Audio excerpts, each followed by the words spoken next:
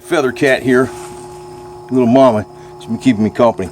Started boiling up some more, perking up some HHO water, and I'm going to be showing you my what I'm doing over here with the Cannon. This isn't going bad. It's going to take some time, and it's going to be raining the next few days, but I'm underneath this thing, so there's no problem.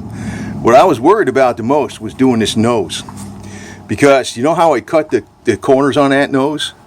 I used a circular saw. Believe it or not, I just did a whole bunch of little cuts, and no, it wasn't as smooth as that. Nowhere near it. I've actually just been using the belt sander here with 50 grit, and it's not coming out bad. That was the part I was thinking about that's going to be me the hardest time, was doing that nose, and it's nearly done.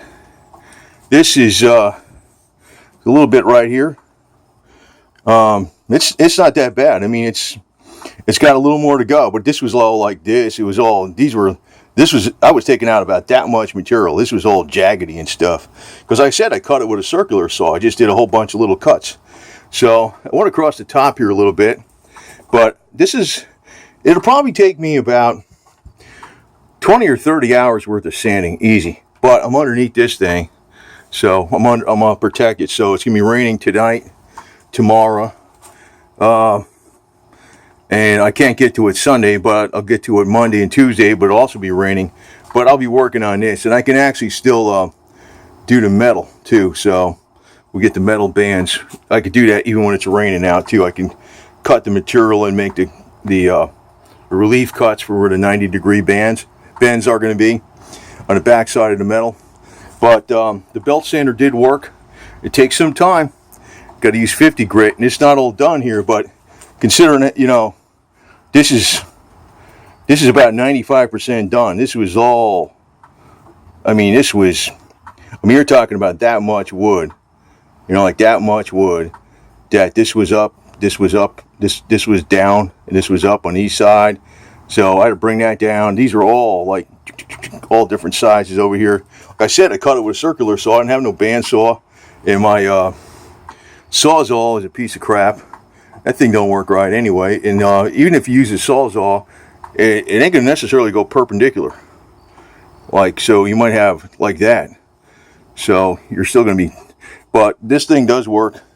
It's probably gonna take, and it's a good damn thing I'm not using hardwood, because that would take double the time. It's gonna take me about 30 hours to do this anyway, but I'll be under here, and I'll be working on it tonight too. Again, I was working on it for a few hours, but I can see it's progressing pretty well.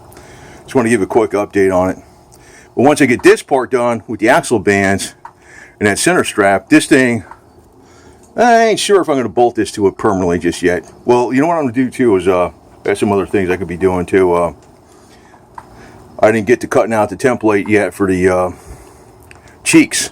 I'm going to do that right now. I got a nice piece of cardboard, just to see how it goes over that. And, you know, I tell you the truth, once you get the cheeks done, and I ordered, check this out, I ordered some pipe, because I got the trunnion cap, I got those. I don't have the trunnion plate that goes along the cheeks around here. There's like it's a piece of wood that's 2 inches wide. I'm going to make it out of hardboard. 3 pieces of hardboard plywood, not plywood, but 3 pieces of hardboard, 7/10 each, makes it 2.1 inches, or just a hair over 2.1 inches. I think it's 7.72 actually, or whatever, plus the glue, so maybe by almost 2.2 inches. I think that's what it's supposed to be, 2.2 inches. And it's not, I don't think it's gonna be hard to bend the iron, but to make that little half circle for where the trunnion of the Cannon goes, I got some pipe, and I'm not sure if I got the right size, but if it's off just a hair, what I could do is do a relief cut in it, one way or the other, either bend it out or bend it in and weld it. Because they're making that U shape for the pipe, that was like, I was thinking, how the hell am I going to do that from a flat bar piece of stock? So I ordered that pipe. And I also found on eBay a solution for the rondelles. The rondelles are like, there's three things that go 1, 2, 3. And there's this cheek that bolts to this thing.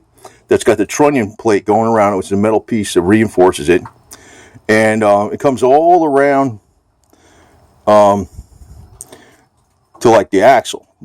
So it bolts into around there too, right? Well, there's a space. They have these trunnion, rondelles. They're like a spacer. You can change those out to adjust if your cannon is a little wider or a little more narrow, so you don't have to go change out carriages. You can make it's like shims. They're like shims, sort of like doing a camber caster on your car or something like that. Basically, that's what it is. Well, I found this place that was selling. They got 800 of them. They're only like 12 thousandths thick, but there's 800 of them. So, and they're 3.5 inches wide.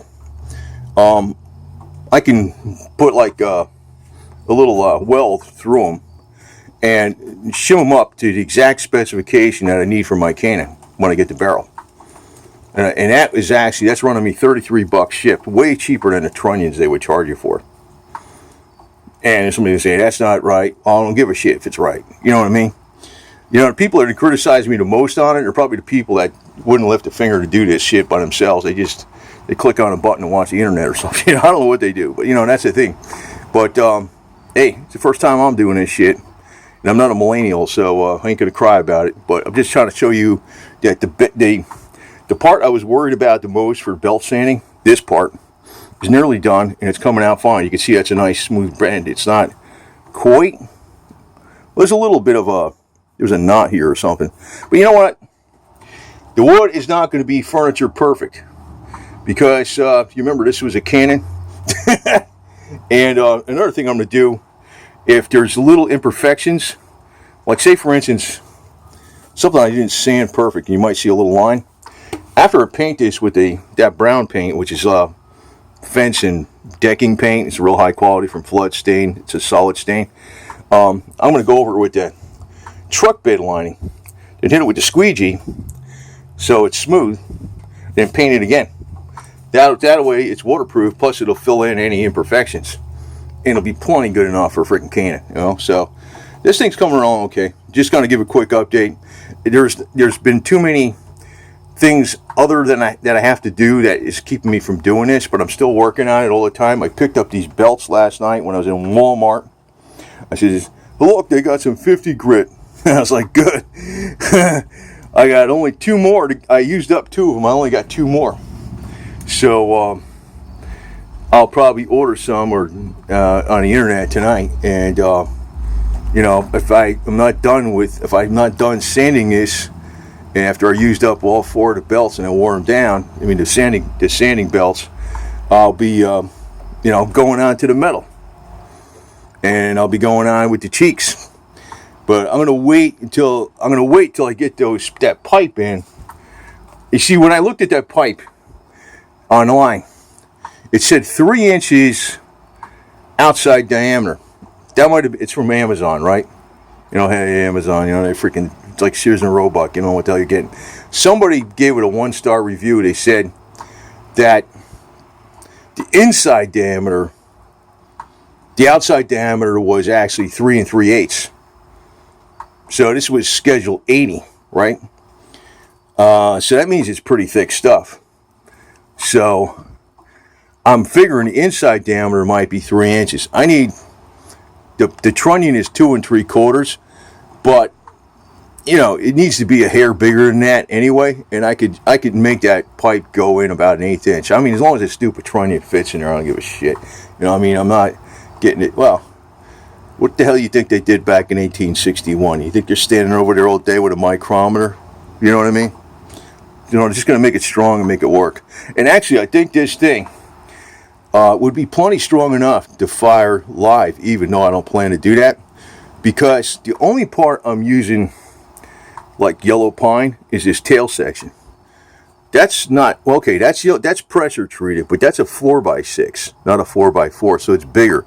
Plus the width is where the critical strain is wider. That's the main part where it's stronger. The trunnion is still going to be made out of hardwood. I'm using hardwood for that. Plus, this is a little beefier than the original specifications. So, even though it's yellow pine, it's a little beefier. And this is not the part that takes the strain. It's the trunnion It's the cheeks and the trunnion that take more of the strain. This is so damn thick. It's like overkill, man. It ain't gonna freaking break. That's crap. But if I wanted to, if I was gonna live fire it, I could actually put a plate over this and, you know, epoxy the whole plate in there with freaking bolts going through it. So the stupid thing would be stronger than anything out there that was ever put out by the Confederacy anyway. So there's always something. But somebody will say, it's not original. I don't give a crap. It's made in Florida. 2020. 2020. It's the new Confederate age.